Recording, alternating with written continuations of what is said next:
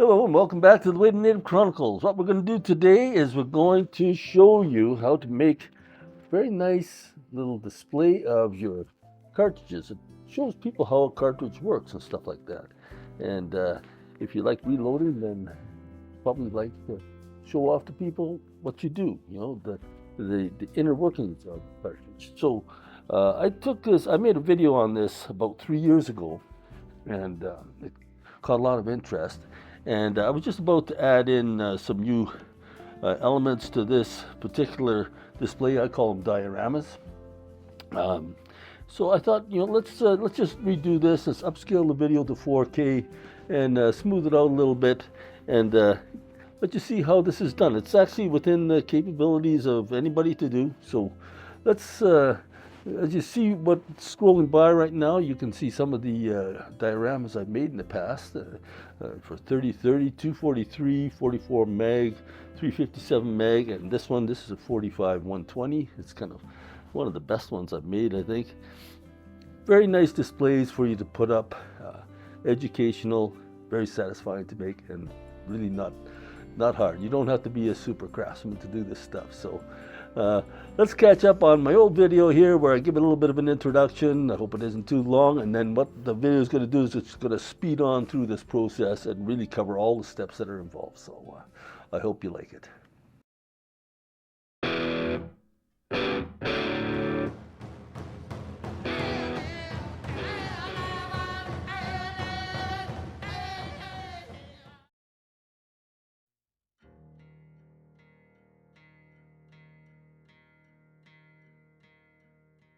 In this video, we're going to show you something, a bit of a recap on a previous video that was made about a month or so ago, and it was on how to make these bullet cartridge dioramas. I don't know if any of you have taken a little bit of a look at this, but this is something I've done in the past for every cartridge that I reload for, and I make a diorama showing the exploded view of the cartridge. Using the cast bullet or whatever bullet I'm using, and the case, and I take the powder and I have a way of bunching that around the rod and all the other components, including the primer, and I put them on a base I use old trophy plaques from competitions, which seems appropriate, and it's a great way to reuse these things that you get piling up in the closet. So take them out and make a nice little diorama out of them.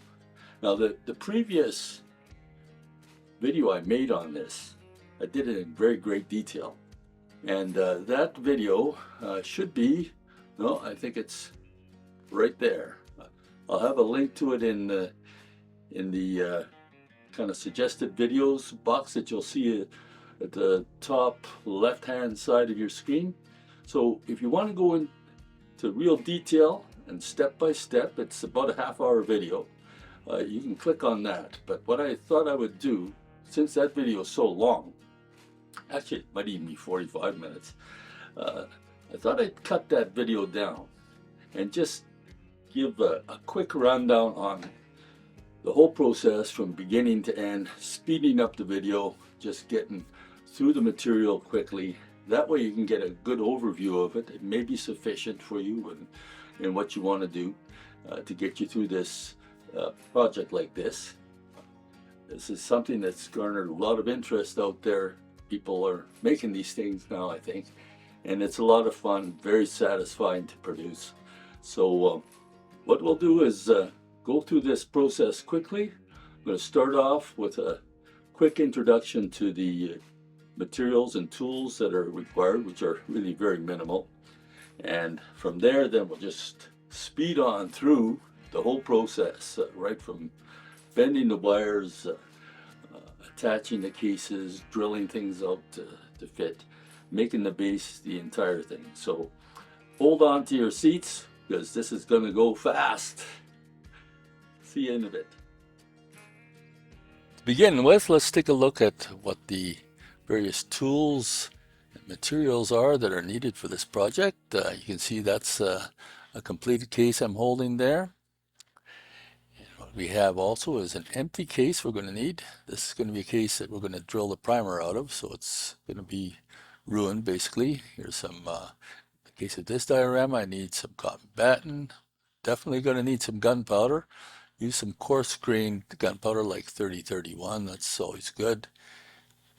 And you want to have some of this clear epoxy, 5-minute epoxy. Drill and some drill bits, some brass wire or coat hanger wire will suffice, and a base to mount the whole affair on.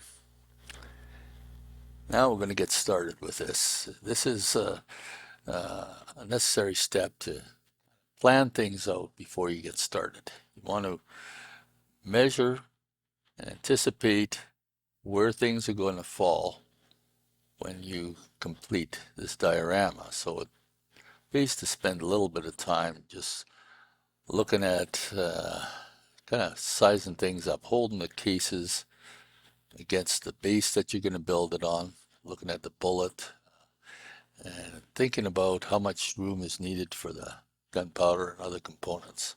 So now that I've done that, I've got my piece of wire, and in this case I'm going to bend it in a very tight U shape. This is what I've done with my other ones in the past, using coat hanger wire, which is maybe a little more ductile than this brass. And so you see what happened here. It broke off when I tweaked it a little bit too much, but no problem. It's going to be glued together anyways. So I take the two pieces separately from this point on, and I'm bending them according to that plan that I devised at the beginning. Get them into shape. And then the next thing is you want to glue these two legs together, form a solid upright portion to hold the diorama. So here we get our 5-minute epoxy. You can see I have a little timer running there in the left-hand corner. That's to give you an idea of how much time you have left to work with this epoxy. It's a bit of an art. When you spread this stuff, you got to be careful that it doesn't dribble down.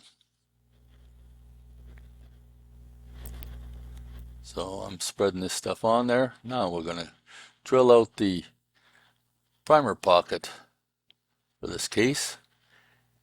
Just holding it with a piece of cloth and getting that run through there. Take that rod that we're going to use, fit it through. You want as tight a fit as you can get. That'll give you the least amount of play. You can see that's actually pretty good. Next step is we got to glue that rod onto the case, and that's again where our magic 5-minute epoxy comes in. I put a little on the shaft, slide the case over it, and then I use little piles of paper and things like that so that I can form a temporary jig just to get that case lined up precisely on the rod. And I mean, you really want to spend some time on this. Make sure you get it right, because if it's a little bit out of center, it's just always going to bug you. Get that glue on there, maybe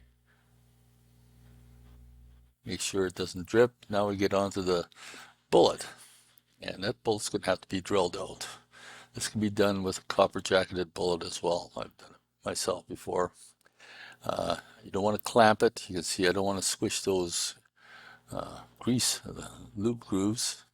So I'm going to hold it in my hand, being careful, and using the right size bit. I've kind of made a punch mark in the bottom of the bullet before to start this to make sure that the drill bit gets started right. So got that on there, test it on the rod, looks deep enough. Next step, in case of this one, we're going to use gas check. This is one of the gas checks I make out of beer cans, and just going to punch a hole through it, make sure it's not overly big, so it just slides on tight onto the rod. And we'll do the same thing with a piece of cotton bat, because in the case of this cartridge, there is some filler added to it, so I'll punch a little hole through that just to get that sort of prepared. And I start thinking about what order I'm going to do things in, because I've got the case glued onto the rod, and do I want to put the bullet on first or put the powder on first or what? I've decided I'm going to put the powder on first. So let's take this powder, pour lots of it into a container, spread out a piece of paper so you can catch all the material that's going to fall off. And let's get some epoxy going. And you'll see here I put on a timer on the left hand corner of the screen just to give you an idea with this 5-minute epoxy how much time you've got to work with. What I'm doing here is I'm sitting around spreading this epoxy, stirring it, which is good for its curing, but I'm waiting until it gets to an almost gel state, because I'm going to have to glue this epoxy onto the shaft of that rod, and it's a whole lot easier if it doesn't right away drip off. You want it, I'm kind of looking at it, seeing how stiff it is. Wait a little longer, getting impatient, and pretty soon I think I'm just gonna, okay, let's just go for it. Now we're going to glue some of this stuff on there. While it's glued on, I just take pinches of the gunpowder and start sprinkling on the epoxy. And it's going to fall all over the place, but the powder catches onto that epoxy actually quite well. And as I do this, I'm going to add some more epoxy on top of the powder that's already attached itself to the rod. The epoxy is clear, so it doesn't hurt to do that. You can just add layer upon layer onto this ball of gunpowder. And you'll notice that as I'm doing this, I also keep on rotating the rod because the epoxy is not set yet, and you'll be surprised how it can catch you if you don't stay right on this. So really pay attention to what you're doing here. Keep that rod moving. Watch for that ball of powder to start sagging, because it'll do it very quickly, and all of a sudden the whole shebang will just fall right off the rod pretty well. So I'm just rotating and rotating. I'm looking at that ball of powder and sort of thinking here now how much powder actually goes into the case in real life, and thinking now I think I should make the ball a little bit bigger. So okay, let's get some more epoxy and let's add it onto the ball. Not a problem, right? By the way, this gunpowder that I'm using, the stuff that's fallen off it onto the piece of paper, we're not going to use that for reloading, okay boys? Just going to have to discard that, dispose of it. So here we got the gunpowder onto the rod. The ball is built up pretty good. Just a brief note, this is a fire hazard, so consider that for where you store this completed diorama. It may affect your homeowner's insurance, so think about that. It is a very flammable substance, as anyone who's ever lit a little pile of gunpowder knows. Okay, so now I've got that ball made, it's solidified more or less, and I'm going to put a little bit of epoxy onto the rod and put that piece of cotton batten on there. So now we got that on there. Let's just go ahead and do the little gas check as well. Just put a little bit of epoxy on the shaft ahead of the gas check, and then slide the gas check right over onto it to create a good joint. And again, as with the ball of powder, I'm just going to rotate and rotate this thing, rotate it. Better to spend too much time doing this than too little, because if you stop too soon and you set the thing aside and then go get yourself a cup of coffee or whatever, you come back, it's kind of disappointing when you see that the whole thing is sagged and now it's on there crooked. So really try to get these elements like this gas check on the rod exactly right, perpendicular, or else it's going to bug you later on. So now let's get on to the bullet. We've already pre-drilled it, so it's just a matter of put a little epoxy on there, pick up any little blobs that might be trying to drip down, and let that thing sit there for a good long time, because that's got to be a strong joint before you start working on it again. Okay, the bullet is on the shaft now. And it's time to put a primer on the other end of that little fork there on the rod. So a little blob of epoxy on the primer. Figure out some sort of way of having your assembly rest in a vertical position that works best. Now we're on to the construction of the base. So as you can see with this base here, I've given some thought as to where I'm going to put that hole, and I've decided to put it around there on that end. And I'm looking at the bottom of it, knowing that some of this epoxy is going to drip out the bottom. It's probably going to fill out that little slot there, so which is okay. That'll create a little bit of a plug at the end. So start off with some small drill bits and get those through there.